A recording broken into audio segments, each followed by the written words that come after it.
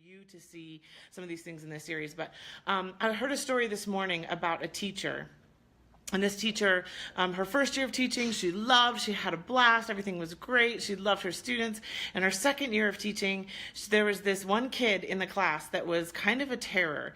And he just made every day miserable for her. And she just felt like, oh my goodness, I can't stand it anymore. She said one time he was pitching a fit on the floor and she was going towards him, and literally in her head, she literally wanted to kick him.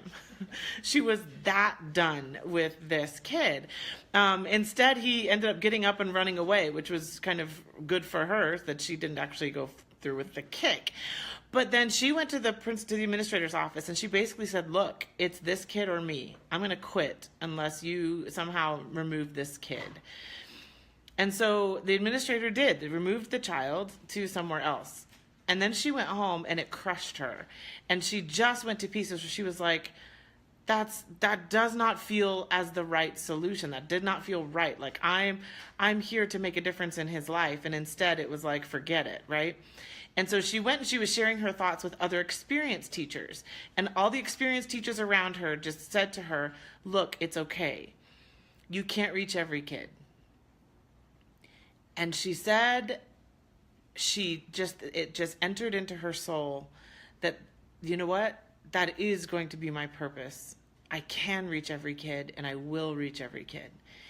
And she started going towards finding solutions for the things that people would then would tend to step back and go, you know what, there's nothing we can do for that. There's nothing we can change. And I think this is important for us as stylists to understand. And I'm going to be talking about this in a video that we're shooting just today. It's important for us to understand the fact that if we take the position that, you know what, you can't connect with everyone, actually you lower the bar so low that you don't even realize when you're not trying anymore. But if you understand that, no, every person that walks in, you are supposed to interact with, you are supposed to help and make a difference with, and that you can, then you work and work and work to find the ways. You find creative ways to overcome obstacles. You find inspiration to overcome things and to help people forward. And it's a mindset, absolutely a mindset. And I want you guys as master stylists to know that when you face every day, every bride is your bride. Every bride you can connect with. Every bride is someone that is valuable and needs to be reached out to, and that you'll find the opening to actually connect with her. You'll find it. You'll be patient enough to find it. You'll be persistent enough to find it. You'll be humble enough to find it. You'll be transparent enough for her to become transparent. You will do all of the things that other people are not willing to do because they see her as a transaction instead of a relationship.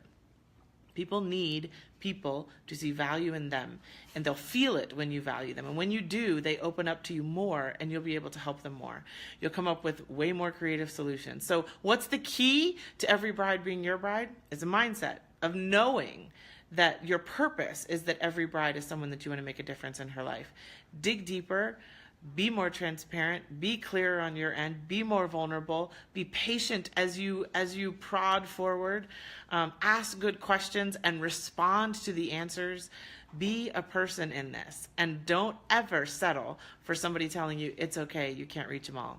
I think that's a fallacy. I think we can, and I think we will, and I think that's our constant goal. So when you have that, you are going to be able to do leaps and bounds beyond what other stylists can do.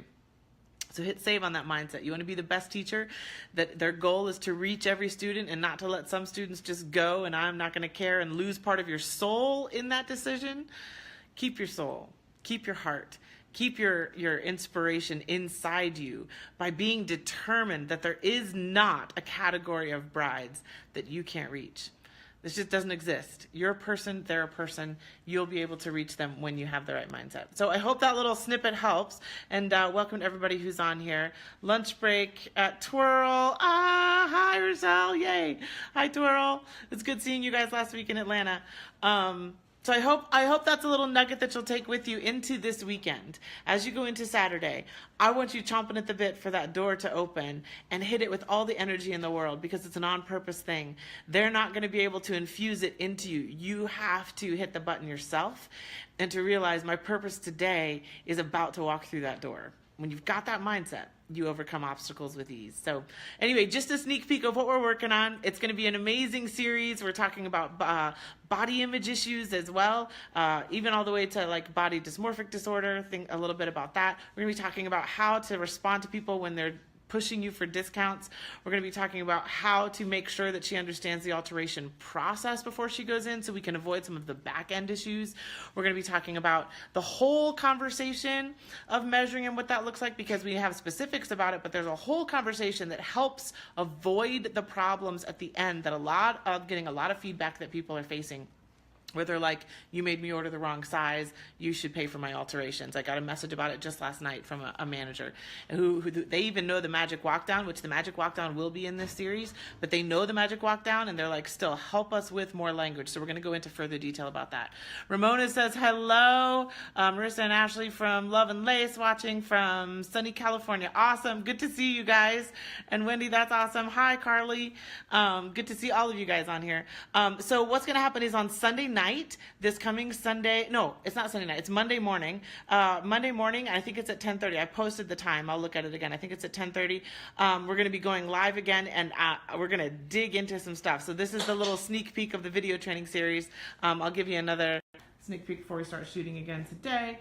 This is the gowns that are hanging here. We're kind of setting it a bit up like a boutique and a mirror and whatnot, and then going a lot of subjects. And Andrea has been awesome to volunteer to be the model for a lot of the things, for being the bride. And what I'm going to show you also in this series, just so you guys know, I'm going to show you it's going to be Andrea in the same dress, and she's going to have two different responses as if she's two different brides, or a bride responding to this dress in two different ways. The first time she's going to look at it and she doesn't like the dress, and I'm going to help reinforce what she's seeing.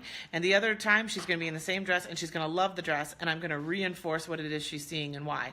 To let you know how you can absolutely hear what this bride is feeling and find the ways that reinforces it. Because aren't there times when she's in a dress and the one she loves, you're kind of scratching your head like, really? You like that one the best? And you almost feel like, am I wrong to be like, girl, the other one is way better.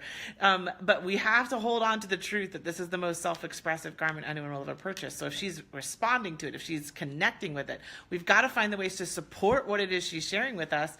Or what is our point? We've got to support what she feels and her sharing and being transparent. So there is, in the same situation of loving and hating the dress, I can show you how to speak the truth into the situation to support what she's sharing with you. It's tied to understanding why she's telling you what she likes and what she doesn't like. When you get that, then you'll be able to help her and not feel like, well, my only position, if I'm a person who wants to tell the truth, my only position is I'm going to just tell her, no, I don't like it at all. I'm going to tell you my opinion. It's just not good. That's actually not a valuable skill when it's actually this person's decision and what they are expressing about themselves. So you got to be real careful with not thinking that your position is only this dress looks better than that dress. That is not your position. Your position is to help this woman express herself and be confident in what she expresses, to accept what she tells you, to celebrate what she tells you, and then to give her facts that reinforce how you see what it is that she's responding to, why she's connecting to the dress, what are the cool things about it. And that takes work. How hard do you work to get a feeling from her of what she's actually connected to about this dress, and then moving the conversation forward based on that knowledge?